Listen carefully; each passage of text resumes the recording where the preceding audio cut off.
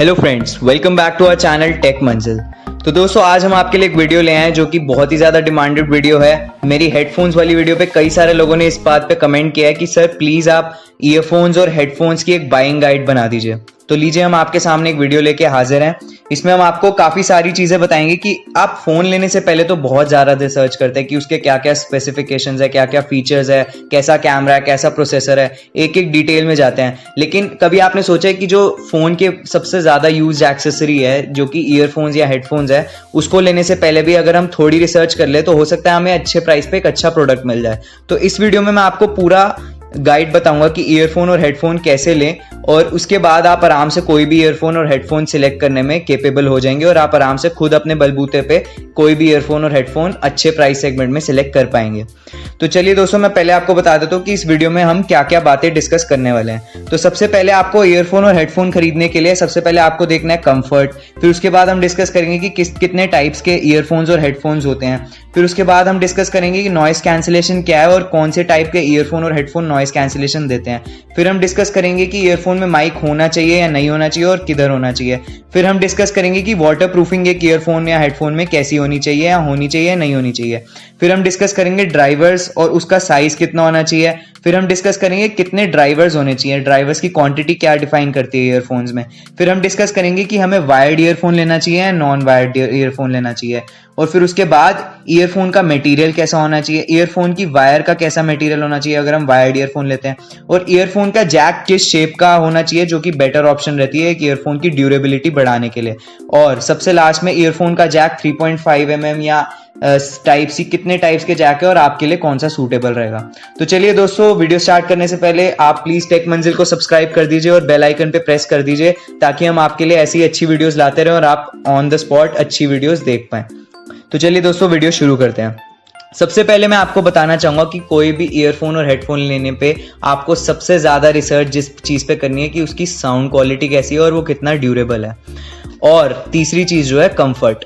तो इन तीन चीजों का आपको सबसे ज्यादा इंपॉर्टेंस देनी है। तो सबसे पहले हम डिस्कस कर लेते हैं कि कितने टाइप के ईयरफोन्स होते हैं। तो तीन टाइप के हेडफोन्स होते हैं। सबसे पहला होता है इन ईयर, दूसरा होता है ऑन ईयर और तीसरा होता है ओवर द ईयर। तो इन ईयर जो कि ईयरफोन्स हम कॉमनली कहते हैं, इन ईयर हेडफोन्स में वो वाले हेडफोन्स होते हैं जो आपके कान के अंदर घुसते हैं, उनको हम कहते हैं इन ईयर हेडफोन्स। और दूसरे टाइप के होते हैं ऑन ईयर हेडफोन्स जो कि आपके कान के ऊपर कुशनिंग प्रोवाइड करते हैं और आपके कान को पूरी तरह कवर नहीं करते। और तीसरा टाइप होता है ओवर द ईयर हेडफोन्स। ये जो हेडफोन्स है ये काफी बड़े होते हैं और आपके पूरे कान को, उसका एक कप पूरे कान को आपका सराउंड कर देता है और काफी अच्छी नॉइस कैंसिलेशन प्रोवाइड करता है, जो हम अभी आगे डिस्कस करेंगे। तो ये मैंने आपको तीन टाइप के हेडफोन्स बता दिए। अब सबसे पहले हम डिस्कस कर लेते हैं कि आपको नॉइस कैंसिलेशन क्या है और नॉइस कैंसिलेशन कौन से टाइप के हेडफोन में आपको मिलेगी। तो नॉइस कैंसिलेशन जो होता है, जैसे कई लोग ट्रैवल करते हैं और ट्रैफिक या कोई भी इशू हो तो ट्रैवल करते वक्त कई लोगों को बाहर की नॉइजेस सुनना अच्छा नहीं लगता और वो अपना साउंड एक्सपीरियंस अच्छा बनाने के लिए नॉइस कैंसिलेशन ईयरफोन्स लेते हैं। और नॉइस कैंसिलेशन हेडफोन्स में क्या होता है कि आपको बाहर की आवाज सुनाई नहीं देती।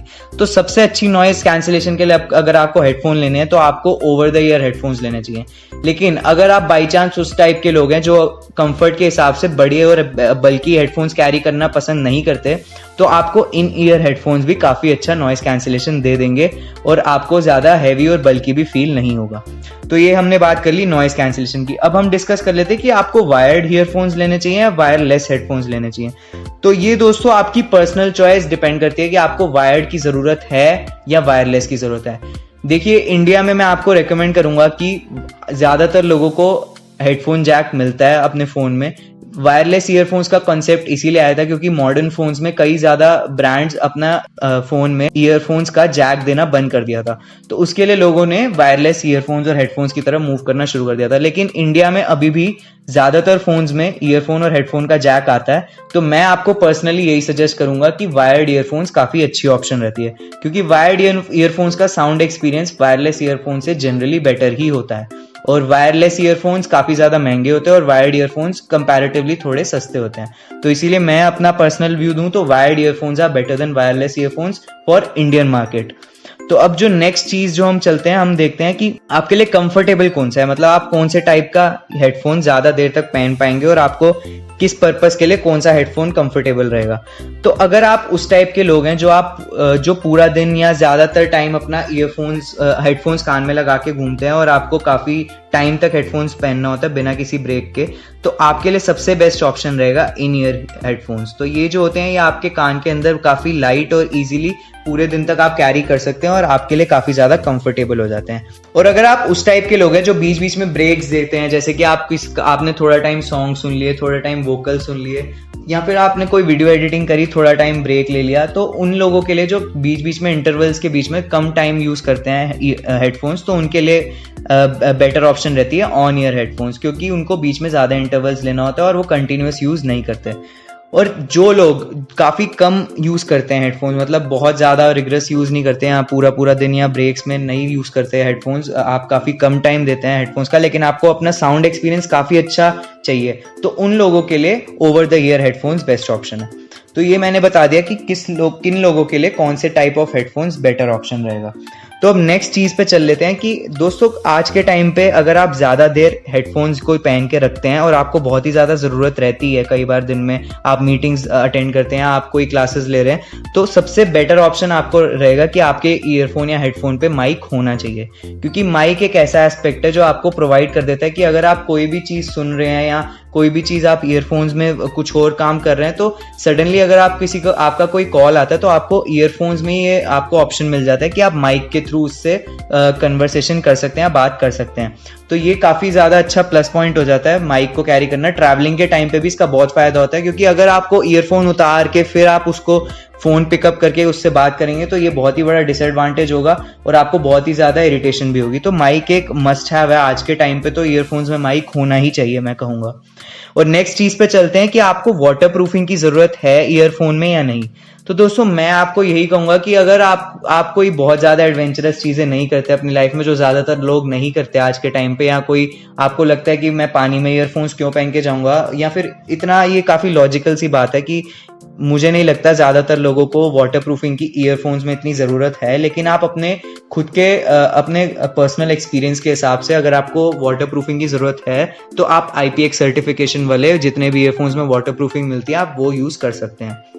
तो अब नेक्स्ट चीज पे चलते हैं, ड्राइवर्स। तो दोस्तों ईयरफोन्स में ड्राइवर्स ही होते हैं जो आपकी साउंड एक्सपीरियंस को डिफाइन करते हैं। तो सबसे पहले मैं आपको ये बताना चाहूंगा कि ड्राइवर साइज जितना बड़ा हो उतना अच्छा होता है। तो हेडफोन्स जितने बड़े होते हैं उनका ड्राइवर साइज भी उतना ही बड़ा होता है, और ईयरफोन्स छोटे होते हैं इसलिए उनका ड्राइवर साइज थोड़ा छोटा होता है। इसीलिए मैंने आपको ऊपर बताया था पहले वीडियो में कि ओवर द ईयर हेडफोन्स में आपको साउंड एक्सपीरियंस क्यों अच्छा मिलेगा, क्योंकि हेडफोन्स में ड्राइवर साइज बड़ा होता है। तो जनरली अगर आप हेडफोन्स ले रहे हैं ऑन द ईयर या ओवर द ईयर, तो हेडफोन्स में आपका ड्राइवर साइज 40 mm से तो ज्यादा होना ही चाहिए। तो ये आप क्राइटेरिया रख सकते हैं कभी भी हेडफोन्स लेने से पहले कि मेरे को अगर हेडफोन लेना है तो 40 mm से ज्यादा बड़ा ड्राइवर होना ही चाहिए उसका।